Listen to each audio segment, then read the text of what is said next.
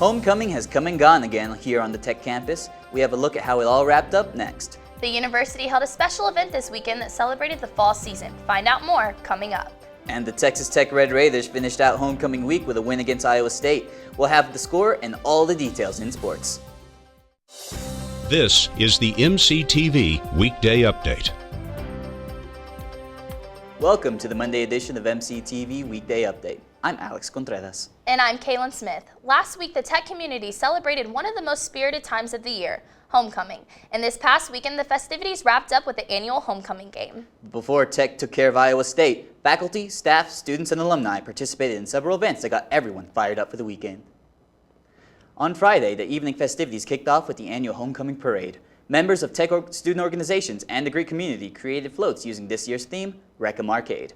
Along with the floats, Tech's marching band, several community groups, and contestants in the upcoming Miss Lubbock pageant also took part in the parade.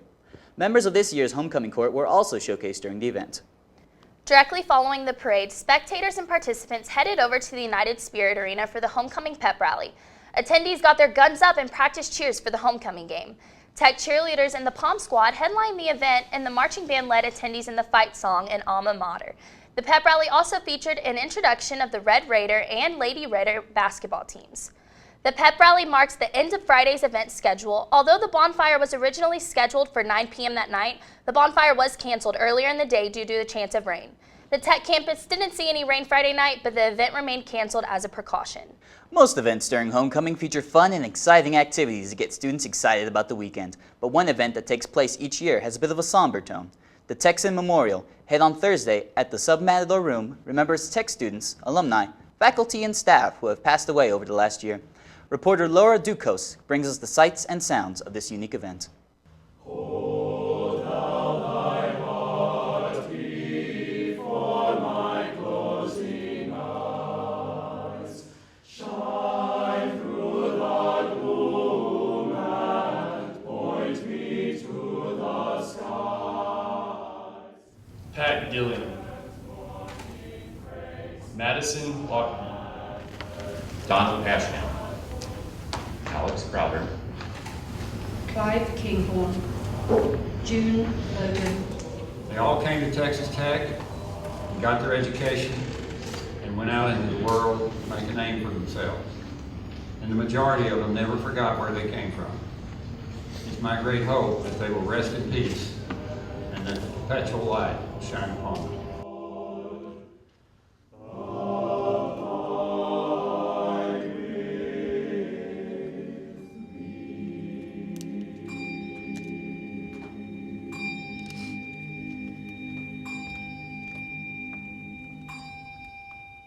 Homecoming officially finished up on Saturday, but the football game wasn't the last big event on campus. On Sunday, the Office of the President hosted the second annual Autumn Fest. Local artists, culinary chefs, and various vendors flooded Memorial Circle where they showed off and sold their wares.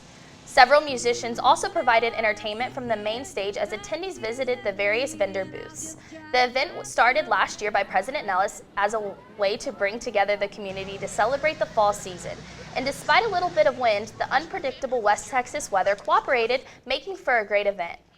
Speaking of weather, the weekend turned out pretty nice overall after several days of wet and gloomy conditions at the end of last week. That's true, Alex. I was happy to put away my raincoat on Friday, and luckily it looks like I won't need it again for a while. Let's take a look at our MCTV forecast. We've seen lots of sunshine and warm temperatures so far today. Our highs should come in just over 80 degrees. The next 3 days looks almost identical with highs in the mid-80s and lows in the 50s. The sun should also be out with a little bit of wind on Tuesday and Thursday. Overall, it sounds like a great week to get outside and enjoy the warm weather. As we mentioned earlier in the newscast, homecoming week finished out with the annual homecoming game on Saturday. Kyle Stafford joins us now from the MCTV Sports Center with a look at our game and the other happenings in sports from over the weekend. Kyle? Thanks, Alex and Kaylyn. This past Saturday, the Red Raiders bounced back in a big way after 2 straight tough losses with a 66-31 win over the Iowa State Cyclones. The offense continued to impress, racking up a school record 776 yards, led by Patrick Mahomes, who threw for 428 yards and 5 touchdowns. The defense showed improvement by forcing the Cyclones into 3 turnovers and setting up the offense with prime field position. With the victory, the Red Raiders clinched their first Big 12 win of the season and improved to 4-2 overall this year. The team will hit the road next weekend for a matchup with the Kansas Jayhawks. The game starts at 11 a.m. In soccer, the nationally ranked Lady Raiders were in action this past weekend as they battled Big 12 foes TCU and number 4 West Virginia. Led by goalie Lauren Watson, who posted her 6th shutout of the season, the Lady Raiders beat the Horned Frogs 3-0 on Friday. On Sunday afternoon, the team dropped a tough one to the Mountaineers 4-1 for only their 2nd loss of the season. The Lady Raiders will return back to action this Friday to take on in-state rival the Texas Longhorns at the John Walker Complex. Kickoff is set for 7 p.m. In the MLB, the Houston Astros and the Texas Rangers were both in action this past weekend as the playoffs kicked off. Texas hit the road to take on the Toronto Blue Jays and walked away with 2 impressive wins to jump out to an early 2-0 lead in the best-of-5 series. Toronto would bounce back Sunday thanks to a big game from Troy Tulowitzki to keep their season alive.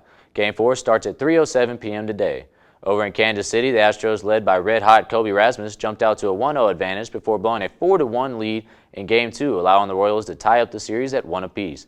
The Astros returned home and inched 1 win closer to the American League Championship Series as they beat the Royals 4-2 on Sunday. Game 4 is currently ongoing, with the Astros leading 6-2 in the bottom of the 7. That's all for sports. Back to you, Alex and Kaylyn. Thanks, Kyle. Sports aren't the only things happening on campus this week. Let's take a look at our MCTV events calendar. Starting tomorrow, the Red to Black Peer Financial Coaching is hosting Financial Education Week. The theme this year is Tell Your Money Where to Go. Stop by the Red to Black office in the sub for games, prizes, and activities from 11 a.m. to 2 p.m. Financial Education Week finishes up on Thursday. And if you're feeling a little hungry and need something to get you through midterms, the Tech Activities Board has an event for you. On Wednesday, TAB is hosting a tasty activity called Sweet and Salty. Head down to the Sub-West basement where you can make some sweet or salty treats to take with you. The event runs from 11 a.m. to 3 p.m. and it's free with a Tech ID. And finally, TAB has another event on Wednesday that may just give you a chance to showcase your skills. Spoken word poet Katie Warsing is hosting Poetry Night in the Sub Red Raider Ballroom starting at 7 p.m. Bring your own poetry or just stop by, hang out, and listen. As always, this event is free with your student ID. So Alex, are you planning on stopping by any of the events this week? Oh, you know, time permitting. How about you? No, I don't think so. I've got other things happening. Well, that's all for this week's edition of the MCTV Weekday Update. Thanks so much for joining us, and be sure to check out ttuhub.net every day for more news. We'll see you next week.